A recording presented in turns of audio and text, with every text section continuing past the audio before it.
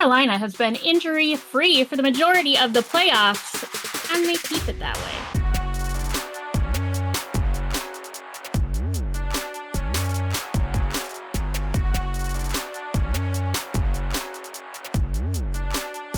Well, welcome back, everybody, to the Pucked Up Podcast. My name is Danger. I am your host for this week. I am joined, as always, by the lovely Dee, the lovely Chris, and the lovely Mal, who we love, even though he's Canadian. Anyway, you mean to say you love me more because I'm Canadian? Thank you. We're starting off hot already. Right? Throwing bows. I missed last week because, shit happened. But you got to keep the feistiness up when I'm here. We've got a ton to talk about. Got some PWHL updates, some draft stuff, award winners, playoff race. It not going the way I wanted it to. And of course, the Offside Opinion segment where somebody may or may not say something that will definitely get clipped. But first, let's warm things up with Chris and this week's trivia question. What do you got for us? So, like I always do, I keep it as topical as possible. We've had 2 overtime games already in this Stanley Cup Finals, which made me wonder. And I don't know if you guys can help me with this answer, but what is the record for most overtime games in a single Stanley Cup Final series? I'm not looking for who won, just how many games went to OT.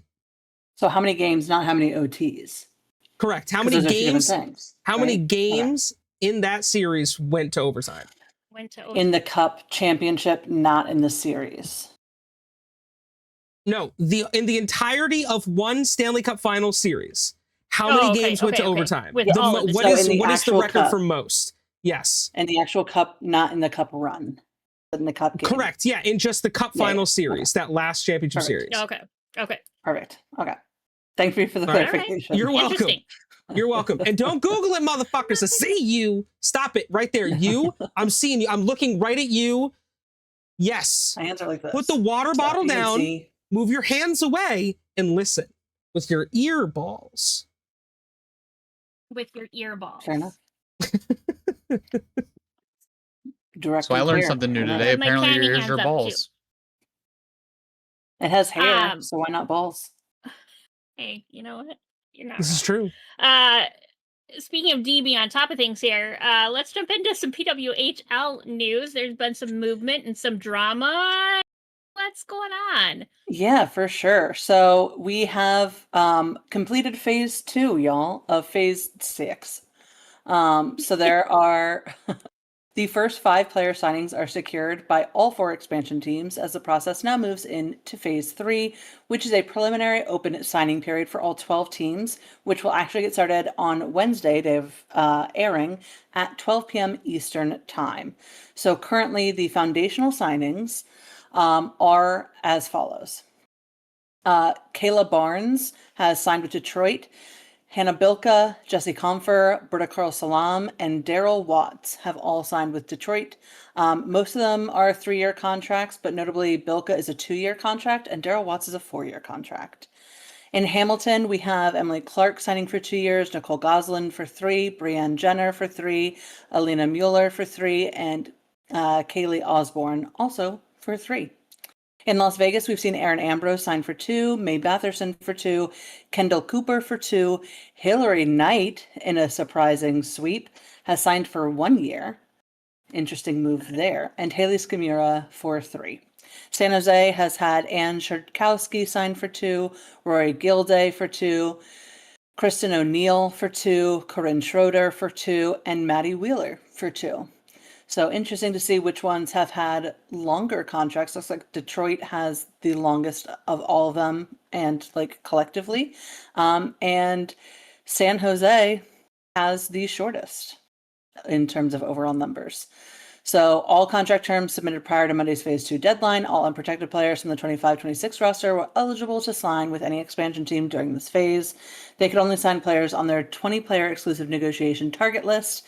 and expansion teams received one binding expansion foundation offer for the purpose of signing a cornerstone player through the prelim multi-year contract opportunities. Players who received an EFO were permitted to choose a contract length ranging from 1 to 4 years. So the players who received foundational offers are Izzy Danielle, probably Daniel, not Danielle, for Vancouver, Callie Flanagan for Toronto, Jen Gardner for Vancouver, Julia Gosling for Seattle, Susanna Tapani for Boston, Grace Elmwinkle for Minnesota. It's a non-binding contract offer issued to 6 eligible players on expiring contracts during Phase 2.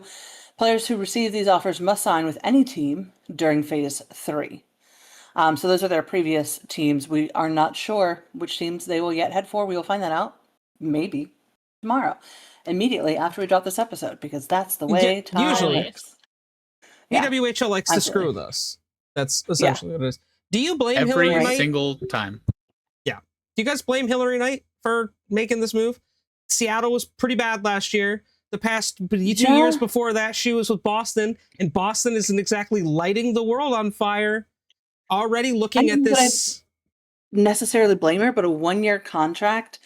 I don't think, as much as like I want players like McDavid to leave Edmonton because like go hunt that trophy, you deserve better. I don't think I like the idea of a 1-year contract to see like, are they going to be good? If not, I'm gonna hop someplace else because we're going to she's expand also in a year or two. 36, to be fair. You know, True. So I guess I think she's probably either trying to find something to win and go out, or find a cushy spot to play out the last couple years of her career, which I don't blame her. Hillary Knight has earned that right to do something like that. But you know what? When you put it in that perspective, I think I agree. Yeah. Although I hate that that means that it's Vegas that she's going to, because we all know how I currently feel about an organization in that city. I will say, at least with this roster, so far what we're seeing, I have a lot more hope for this Vegas team to have a solid first year than I did with a team like Seattle. Because I mean, Aaron Ambrose, Kendall Cooper, Haley Skamora, these are already pieces that are being put together. That top line is going to be fucking nasty. So can we also talk about how surprised I am that Detroit went so aggressively after Britta, given the controversy around her this past season, both on the ice and off? It was surprising to me that she was hunted so aggressively and signed a 3-year deal. That seems like an interesting move to see come out of Detroit. She was suspended 3 times this season, right? For headhunting. Yeah, I would say it was 3 times. Detroit. And interesting choices coming out of Motor City. I guess we'll see. You know what though? I kind of feel like I agree with you, Chris. Like, she may also be taking this as an opportunity to spend time with the team to help develop them, you know? And maybe this is a new spot for Hillary after she's done, where she can get a behind the scenes, off the ice, like front office type of role as like an advisor, a scout, something like that. Because go look at Hillary's career. Like that would be Do you think something like that can get worked into a contract, or has something like that been ever worked into a contract? Oh, I'm sure it's been an option for a high profile player. I can imagine. I don't know. You know what I mean? I don't know if it's in a contract, but I'm sure that it's like a conversation. Like, hey, just so you know, I want to build something beyond my time as an athlete here. And they're like, well, come play for us, establish your foot in the door, and then we'll grow from there. Like, okay, that makes sense. I mean, I could see that too. You're a brand new team, and someone the level of Hillary Knight, and anyone who's ever watched 1 or 2 women's hockey games has undoubtedly heard the name Hillary Knight. We all know who she is. We all know her career status. If I'm Vegas coming in as a new organization, that's something I'm thinking about. Oh, absolutely. Like, that's a good piece to have in the front office in any role. In any role. Well, going on to topics of the week, so big stories around the league. Dee, I'm going to throw it back to you once again for the rundown on this week's award winners. Yeah, I know you're going to be happy about at least one of them. One of them. Yeah. Yes, so a bunch So of excited. winners have been announced for various different awards around the league. Up first, we will start with our Ted Lindsay Award. The finalists were Macklin Celebrini, center for the San Jose Sharks, Nikita Kucherov, right winger for the Tampa Bay Lightning, and Connor McDavid, center for the Edmonton Oilers. Any guesses on who won it? That'd be McDavid. McJesus. Yeah, Yeah. So the Ted Lindsay Shocking. is for finalists for the league's most outstanding player as voted on by their peers. So this is other athletes that voted on this. He was surprised with the award by family and friends at Magna Golf Club in Aurora, Ontario. He has won this award 4 times. Overachiever. He should not. Yeah. Give somebody else a chance. Would you just suck for once, my man, and Right? let somebody else have the opportunity? Just like take a nap. It's fine. Just take a nap. Just take a nap for a whole season. Next up, we have the Vezina Trophy, which is, as we all know, for the league's top goaltender, selected by GMs. Personally, I'm a little upset about this one. One of the winningest GMs did not even get votes by many GMs, even though his record is better than the fucking person who won it. But we will discuss that another time. Finalists were Ilya Sorokin for the New York Islanders, Jeremy Swayman for the Boston Bruins, and Andrei Vasilevsky for the Tampa Bay Lightning. Andrei Vasilevsky won it. Good for you, I guess. I think he was the right winner. He finished with 39 victories and 58 starts, .912 save percentage, and 2 shutouts. He obviously is why Tampa Bay was successful, though not successful enough to get too far in that cup run. Were you, Tampa Bay? I'm just petty. Yeah, I mean, I think that he was a good winner. I'm just mad that a certain someone from my organization didn't even get votes from a lot of these GMs because he actually fucking killed it and was super helpful for Team Canada, actually. Yeah. So maybe he should have at least gotten some Canadian organization votes. Jesus Christ. It's a snub. Anyway. You mispronounced Jesus McDavid. Jesus McDavid, I did. Thank you. For the love of all things, that McDavid. Was a little bit. Yeah. Next up, we have the Lady Byng Memorial Trophy, which is awarded each year to the player who demonstrates the most sportsmanship and gentlemanly conduct, as selected by the PHWA. There you go. You got there. Professional Hockey Writers Association. It took me a minute for my brain. It isn't written, so it took me a minute for my brain to be like, what does that mean again? Anyway. Our finalists were Cole Caulfield, right winger for the Montreal Canadiens, Anze Kopitar, center for the Los Angeles Kings, Jake Sanderson, defenseman for the Ottawa Senators. The winner being Cole Caulfield, who was announced as on June 5th. In another made-for-social media moment, Caulfield was led to believe that he was surprising teammate Nick Suzuki with the Selke Trophy, and he didn't realize that Suzuki was in turn surprising him with the Lady Byng Trophy. So pretty cute. I feel like they dropped the ball in his final year, giving Kopitar Lady Byng. Yeah, I like Caulfield deserves it absolutely, but like Kopi getting one more accolade on his way out, especially after a disappointing end to the season for him. You know. Yes. Yeah. His teammates letting him down.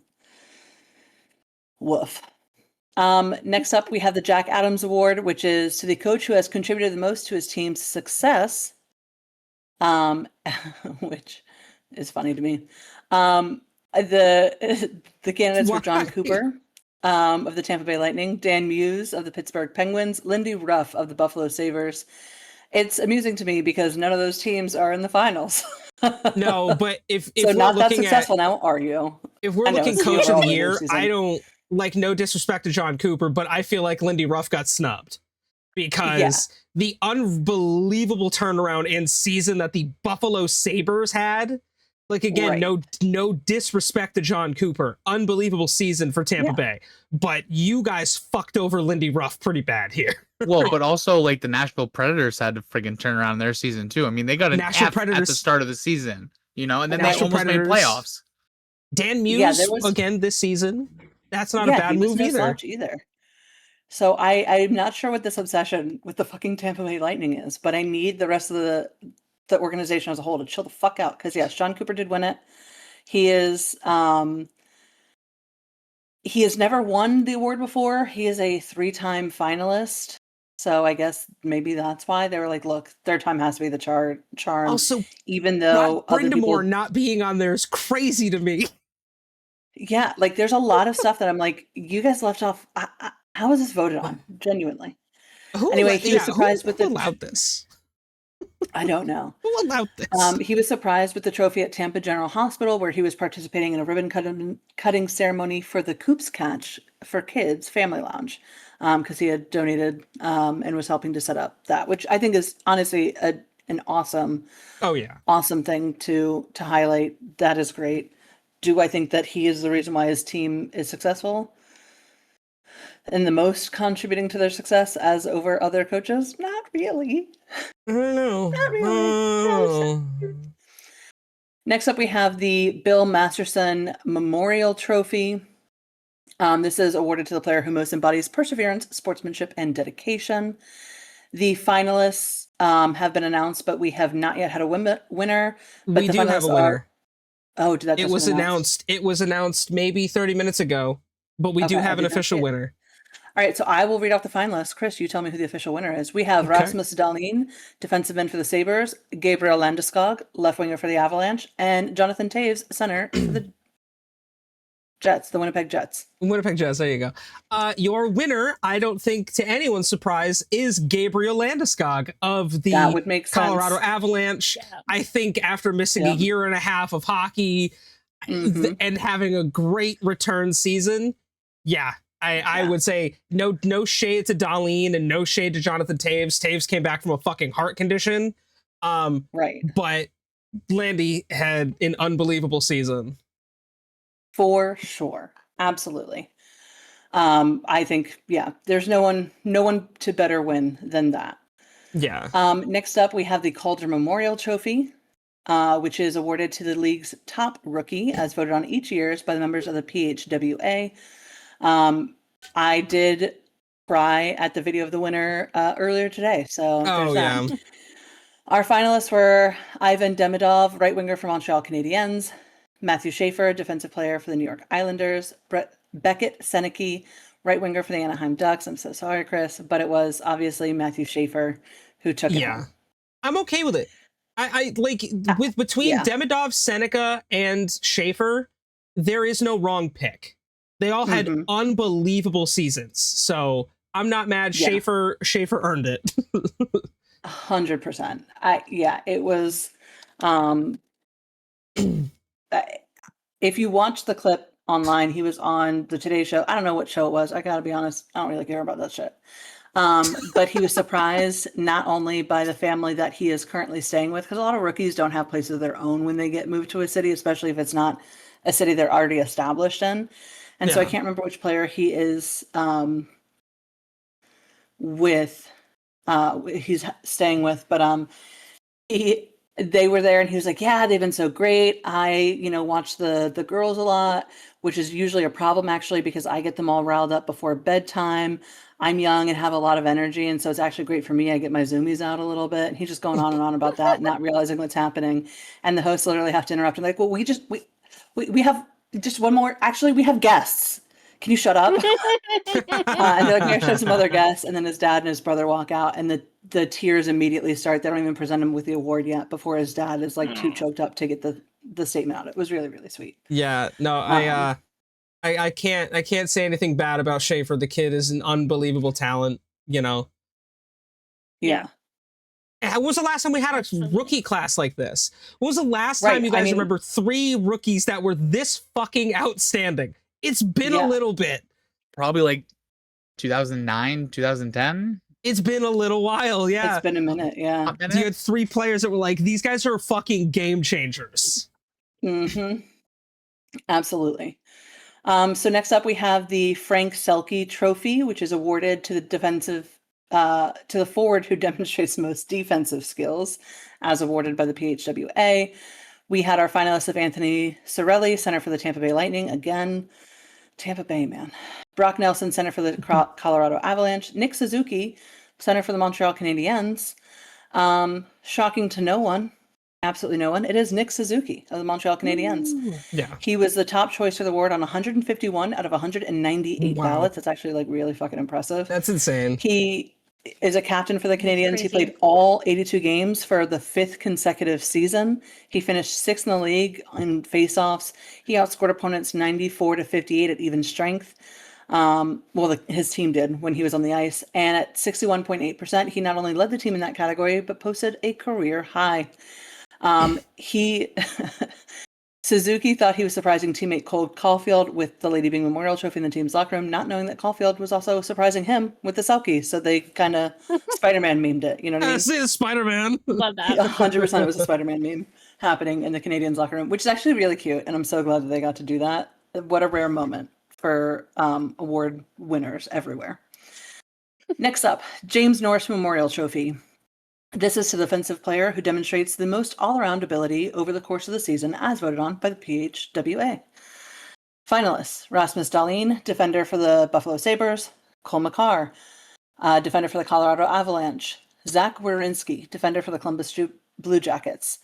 Not surprising, but also surprising, kind of, in some ways, is Zach Werenski is the one who took that home. He had a memorable season, to say the least. On the ice of the Blue Jackets, he posted 22 goals and 59 assists in 75 games. As a member of the U.S. men's Olympic hockey team, he assisted on the golden goal scored by Jacques Hughes to give the U.S. the gold medal. And off the ice, his wife Odette welcomed their first child in May. So an NHL Productions camera crew came by the family gathering at the Werenski house. He thought it was for a Father's Day feature. And Odette and Werenski's brother Brad actually ended up surprising him with the Norris Trophy, which is very cute.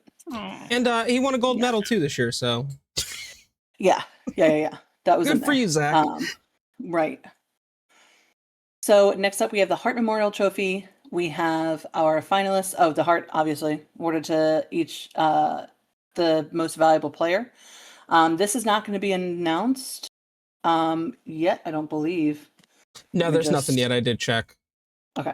Ooh. I was like, I'm gonna be wrong again. I did check. Yep, nothing. It'll probably be tomorrow. But I think we know who it's going to be. Let me just tell you the finalists, and y'all can fight about it in the comments. Nikita Kucherov, right winger for the Tampa Bay Lightning; Nathan McKinnon, center for the Colorado Avalanche; or Connor McDavid, center for the Edmonton Oilers. I think we know who typically wins this. Who it's gonna be. I don't think it's going to be Connor McDavid. It could be. I could see a world wherein it goes to McKinnon. There's a lot of talk about Nate McKinnon this season. If you want my honest opinion, I think it goes to McKinnon. No shade to McDavid. He had an unbelievable season, but yeah, Nathan McKinnon popped the fuck off this year. Mm-hmm. So I could see I don't think it goes to McDavid. Right.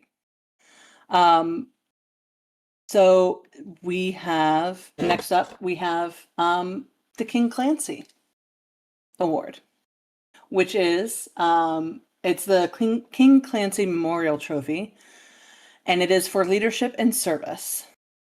We had a few nominees this year. Let me see. Well, each team nominates a player for the award. Yeah. And then there's a selection committee headed by the NHL Commissioner, Gary Bettman, including former King Clancy Memorial Trophy winners. Clancy, the namesake of the award, was a longtime player, referee, coach, and manager who was inducted into the Hockey Hall of Fame in 1958. This year, our award winner is, I'll let Danger say it.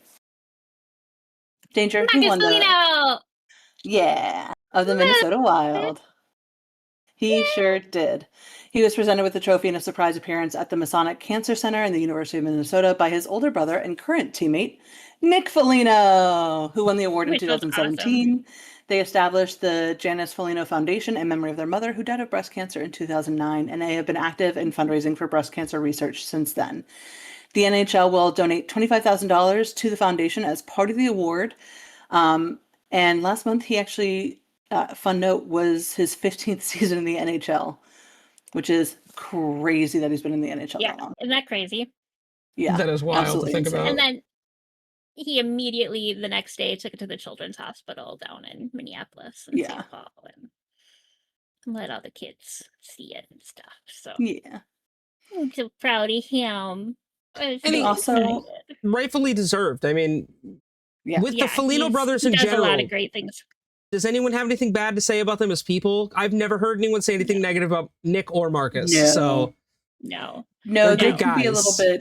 bit on the ice sometimes. They get a little People get a little spicy on bit- the ice, a little but bit- like a little as spicy.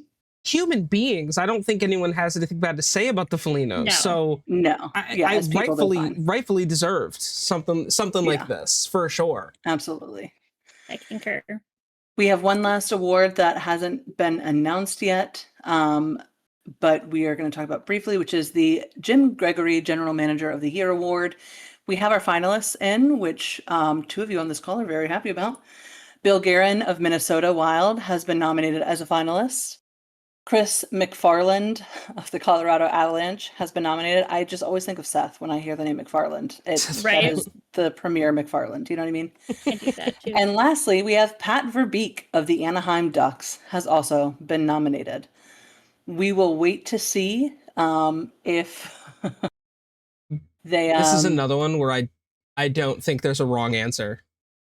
All Yeah. three of these GMs Yeah. put forth an unbelievable season, and any one of them is really rightfully deserving. So Yeah, agreed. I would argue that possibly Guerin slightly more just because of the Team USA. Like he GM'd for Team USA.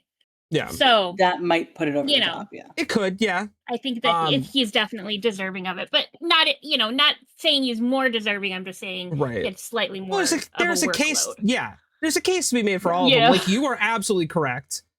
I mean, Mhm.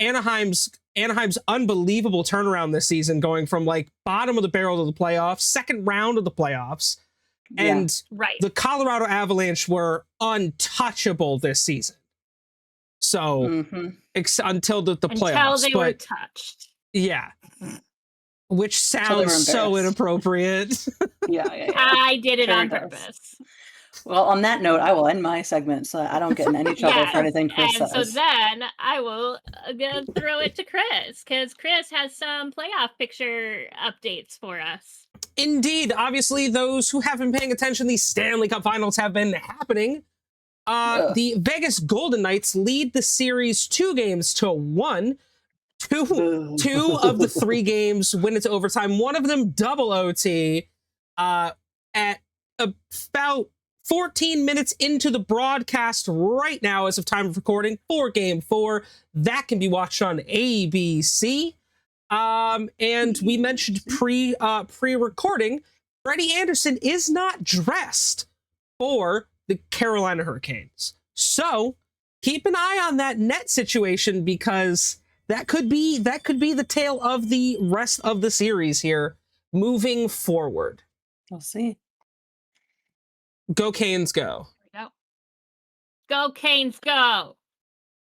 We have all converted to Canes fans for the remainder. Hey, of... Hey, They I have a went to tie to college. Connecticut. They used to be the Hartford Whalers, you know so what? I'm here for it. Yeah, I am. I went to college in North Carolina, so Yeah, I lived in I North gotta Carolina for a little bit. Yeah. yeah. yeah. I did We live all on the just all right, North equally Mal. hate the fucking Kings or the Knights. Yes. Yeah, the Knights. It's time for the offside opinion. What are you going to bring to the table today that will probably get us yelled at by somebody? In the Each other. comments. That's very Each other mostly, but Yeah. So it's funny. I told Dee and Chris last week that I had a really good one for this week. I should have told them what it was because I forgot what it was, but I did come up with a good one that I find is very interesting. And I want to talk about the consistency of the refs and how I feel like they've been letting a lot slide during the playoffs and not letting a lot slide during the playoffs. And I want to talk specifically about Game 2 of the Stanley Cup Finals with the controversial Golden Knight challenge that led to the goal. Just real quick, can I pause you for a second, Mal? Mm-hmm. Chris, did I or did I not message you immediately and say this is going to be the question of the week? Legitimately, I did. I just want to acknowledge it. Yes. I was just like, I absolutely saw said this, it. and I know this is going to be what Mom wants to talk about because Originally, this was not supposed to be it. Oh, There really? was something Okay. else. And I then you just forgot it. cannot remember what that was, Fair enough. Fair enough. or is ever going to be. So this is That's what we're on fair. right now. So funny. But yeah, Hey, I'm happy Um, with it because it means that I got to be right. no, fair. I get it. Yeah. But what do you guys think about this call? Because I feel like they've let some goalie interference calls slide and some not slide, and some challenges are going both ways. So this was a very confusing call. I remember watching it in real time and being like, wait, I don't understand. And hold on, what? Let's back it up one more time. Repeat it. What is going on? Well, we were And watching it together too. yeah. And it took us a second to be like, wait, did they call it for goalie interference Yeah. or not? And so the penalty was not for goalie interference. They did not assess a penalty for that. The penalty was for the delay of game because they did a coach's challenge, which is very, very interesting. That there's goalie interference, but it can be a non-penalized infraction. I did not realize that. I thought all goalie interference was a penalty. Yeah, but I guess it just waved the goal off. I don't know. I've been very confused with the officiating in the playoffs in general, and this is kind of on every side, right? We have seen some games where they're, like Maul said, letting everything go, and then they're blowing the whistle for every minute infraction. Like, I feel like this has been our biggest gripe this season with officiating. Is not whether or not they're getting calls right or wrong. It's the fact that they're not even being consistent about it. Yeah. And I'm like, what are we doing, right? Well, and like, if I was Vegas, I'd be pissed at how that ruling went because they got a penalty which cost them the game in overtime. Yeah, but yeah, I mean, that is the risk you take in challenging it. Right. To be honest, I don't think that they should be mad at the penalty for it not going their way. I think they can be mad about whether or not it was actually goalie interference, but like that is the risk you take when you do something like that. Right. Yeah. That has to be part of the equation when you're factoring in whether or not to challenge. Yeah. Are you willing to give that up? And what do I always say? It's like, be mad at yourself for allowing yourself to be in that situation. They gave up 3 unanswered goals in the third period. Dude, 3 unanswered. That is fucking ridiculous. And like, that is, they can be mad all they want, but that was on them. Mm-hmm. They put themselves in that position. To which I absolutely see, I see your point to where they'd be upset by it. But again, it's like, who are you really mad at? But here's the thing, though. If you look at it, though, I feel like it was goalie interference. It was goalie interference. He hit him in the head. Yeah. So, like, that's why I was surprised it wasn't a penalty, because he did, in fact, inhibit his ability to make a play. And the puck was on the ground underneath of him, too. So to interfere with him when he's in a prone position, especially, like, I don't know why you would challenge that. That's why I understand that there is controversy because it is the reason they lost that fucking game in their fans' eyes, but that was fucking goalie interference. Yeah. They got that one right for once, actually. Yeah. Yeah. No, I get the delay of game call. That's the obvious one, but I'm going to be honest that was it in the only sport I've ever seen goalie interference not be called as a full penalty is lacrosse. And that's very rare. But like goalie interference in my mind has always been 2. So I don't know where that call went wrong, but yeah, that was goalie interference. But it's hard though, because like I feel, and this goes back to like the inconsistency of the refs, right? Mm-hmm. They waited way too long to blow the whistle. Yeah. But a couple of games ago, they blew the whistle way too early and prevented a goal. Mm-hmm. Yeah, there's no like, happy medium, and that's killing it. I actually don't even know if it was a couple of games ago. I think it might have been earlier in that game. I think it was earlier in that game. I think it was earlier in that very same game that it was a quick whistle. And it literally stopped them from a goal. Yeah. Yeah. And it was like, why'd you blow the whistle? And they're like, we couldn't see the puck. We thought it was covered. Like, but the goalie literally, dying to stop the puck. And there's like, play on. Keep going. On delay. Keep going. Yeah. You gotta understand that. Call. I don't understand that. But again, we can always Monday morning quarterback it, but that's the shit part of, games this important. It's that there's so much pressure on the refs, and I don't envy the refs to have that much pressure on them. These are important games. Every call is make or break, Yeah. Well, I just have 2 things to say. One of them is important and relevant. The other one, not so much. The first thing is that after the call got made for delay of game, Torts didn't even actually seem that upset about it. normally I'm used to Torts exploding and being like, "You're a fucking Right. dumbass. That wasn't blah blah blah." Yeah. Like normally he Yeah. goes off, but he was kind of just like, "Man, whatever. Okay." And that was it. And I was like, I think he knew that that was a losing proposition. He was like, "I gotta try." Yeah. Yeah. Or maybe he's smartened up and he realizes that he's on thin ice since he's already been, Find. fined $100,000 already in the Yeah, but series. let's Yeah, be yeah, honest here. Regardless of how this series turns out, John Tortorella is your coach of the Vegas Golden Knights 26-27 season. Oh, 100%. Without He's any safe. shadow of a doubt, he is the coach for next season. The other thing I wanted to say, which is not relevant, but the game has started. I hate the Canes away jerseys. There's just something about them that I don't like. So I just want to They're- put that out there. they are into the awkward. internet. You know what? They're Valid. awkward. They're Like awkward. they're I a don't like it. cool alternate jersey. Canes just Mhm. got a goal. Hey, let's go. Hey, how are you ahead of me? No. I don't know, but the horn's going off. See? Horns going off. Yeah, I just watched it. Thanks for And it's actually not you know doing what? the wah, I just got the update. I appreciate you mentioning that so I could watch it as it happened. I appreciate that. Do you want to guess who it was? Was it a Oh, one no. Logan Yeah. Stankoven? You would be correct. It is a one Okay, Logan wait. Stankoven. What the fuck hey. have I been saying to you guys? A minute, 6 seconds into the first period. That's a great start to the game. Go. It's hope fun. it I will say, continues. Right? And what I was going to say, Yes. with all the games going to overtime, if Carolina didn't get that penalty in game 2, I bet they would have lost it. And this is exactly what I said at the start.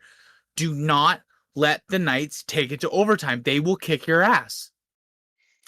Yes, I mean, Correct. it's been a matter of we've had 2 overtimes. One's gone Carolina's way, one's gone Vegas's way, which is kind of how I saw it shaking out. It's going to be even, or if they can't get it done in regulation, it is ultimately a coin toss at that point because they're both decent Right. enough. But- So Carolina should not be letting Vegas get it to overtime. But at the same And- time, if you're behind, I mean, they came back in the game on Saturday night. I was watching it with my brother. Their rally, I was like, damn, they might put this away. They kind of Well- needed that fire on their back, you know? Well, and that's the thing is, if Carolina loses this game tonight, it's over. They're not going to rally back from a 2-game loss. They don't Yeah. have it in them. They're not performing well this series to do that. They have to win tonight to tie the series. Yeah. Or yesterday, I guess, for recording purposes. But they're up 1 right now, and Vegas is on a Carolina's on a power play. So Go Canes go. go Canes, go. I love that. Whatever. Speaking of the Canes, sorry, though, guys. their new chant, my favorite chant. I love it. Instead of go Canes go, is it no means no? No means Yeah. no. Yeah. Did you see? Yeah. I You know sent what, that, though? I think to D. That to everybody documentary on released at the perfect time. It sure did, didn't it? Mhm. Almost as if someone was like, you know what? Let's hurry up and get this baby ready. Let's expedite the editing process of this. For real. Correct. Yes. I So, too am a big fan of it. so congratulations to everyone in the United States and Canada and the world for Go Canes Go. We're finally united. We've done it. We've come together as a world. Like I said, the Did you only see the people map who that they showed? We have ended Yeah. world. We have ended Yeah, cancer. and what did it say? It says everyone hates you. Go Canes, go. Yeah. Yeah. Yeah, their That's marketing so team is good. fantastic. Oh Amazing. yeah, Love that. they should be proud So, of but yeah, themselves for that. That's the controversial opinion, offside opinion of the week. So let us know what you think. Are the refs inconsistent? Let us know. Comments down below, please. Yes. Somebody's paying them off. I don't know. Well, this week we have no bad boys, which Yay. is shocking and awesome at the same time, and only one Hurdy boy, and that is from the Hurricanes, William Carrier, who exited Game 3 with an upper body injury. Looks like he left. He went to the locker room second time during the second period and did not return. Bro's for the getting a third nose job. period. Probably. Bro's got a nose job Yeah. by a puck. I'm impressed he's playing, so- though. That's really the big thing, because we Is he playing we tonight? watched that happen. Yeah. That's due. Yeah, he's on ice. Did they Oh, score okay. again? So then, Let's go. 2-0 Canes. Yes, buddy. Was that Let's Stankoven the go. second time or Ehlers? This recording is going to be so chaotic because the game is happening and we're all more excited about that, TBH. Was that right, Stankoven oh, again? No, it wasn't. no, you're right. Who No, was it was it? not Stankoven. He Mr. was Blake. getting Oh, sister. Jackson Blake. Yeah. Look at Taylor Hall again with an assist. All right. Okay. So we can ride that back and just go no Yeah. Hurdy boys and no sad bad boys There we go. because Hey, yeah. we love that.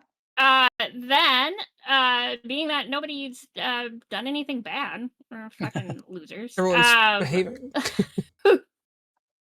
Obscure player of the week, Chris. Well, Well, it is. Hold on. Okay. Well, it is time for everyone's favorite segment, the obscure NHL player of the week.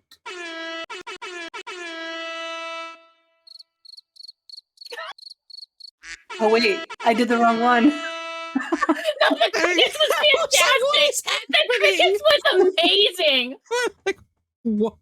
The crickets Well, was phenomenal. I told you I had Well, a terrible, Phenomenal. terrible fucking day. And I think Oh, that that that's was- just the proof that y'all needed that I was not lying. That was the best thing that could have happened. That is right what my there. brain, I'm the not noises gonna my brain lie. is making currently. That is That's so funny. I'm so incredible. sorry, Well- Mom, but that is your favorite. I'm sorry. Wait. Maul too Wait. looked so confused. I know. I didn't realize what I had done until I saw Maul's face, and he was just like, "What the fuck?" And I was like, Yeah, I was like, wait, "Wait, what? no, that was the me. I did crickets? that." I love it Well, so much. On that note, our player of the week this week is a player by the name of Al Rollins, born in Vanguard, Saskatchewan in 1926.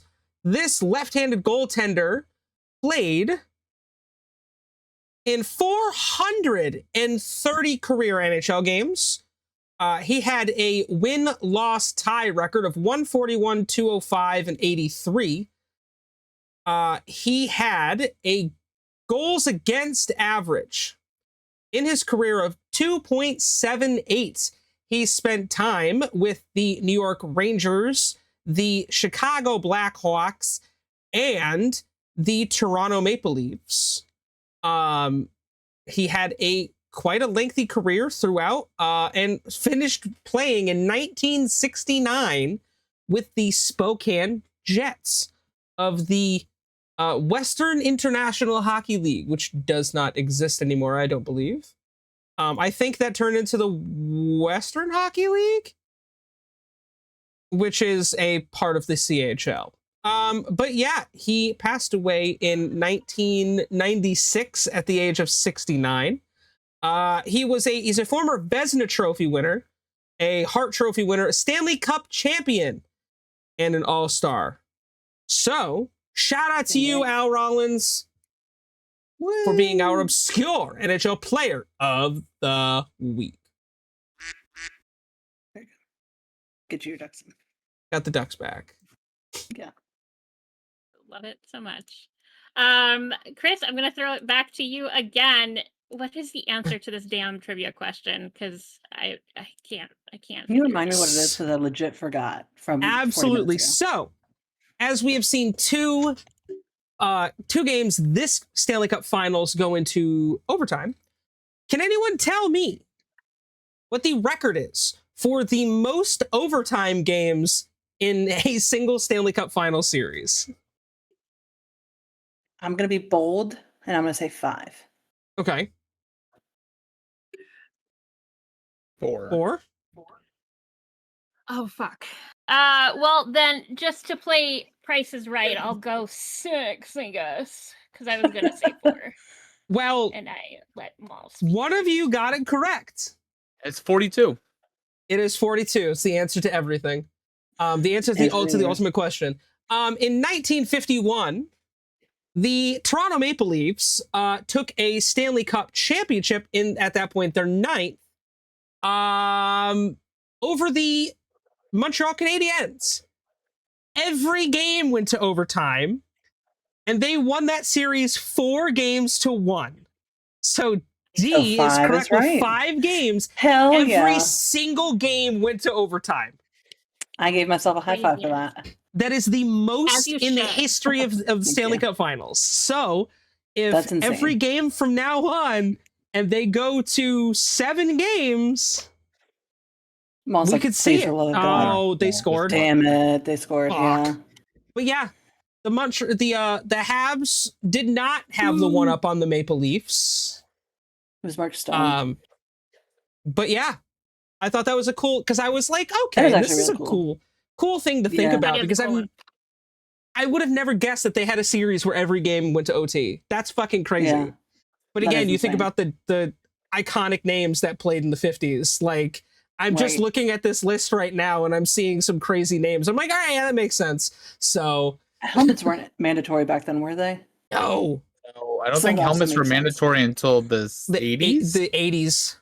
Yeah. Helmets, Yeah. helmets weren't mandatory to the Insane. 80s or 90s, maybe. Yeah, late 80s. Or mid to Insane. late 80s, yeah. But you had people like Rocket Richard Awesome. playing back then, so Yeah. some great Maurice. players. Also, that 1951, or Al Rollins was on the 1951 Montreal Canadiens team. Dope. Awesome. It all ties together, baby. It all comes together. Apparently. Well, awesome. And thank you. And let us know down in the comments if any of you knew that answer, because sure didn't. But that, I think, is going to do it for us here for the Pucked Up podcast. Thanks again for hanging out with us and diving into another week of hockey chaos. Make sure you are following the show so you never miss an episode, and check out all of our socials for bonus content and updates. I'm Amber. We are the Pucked Up podcast, and we will see you next week in the Face Off Circle.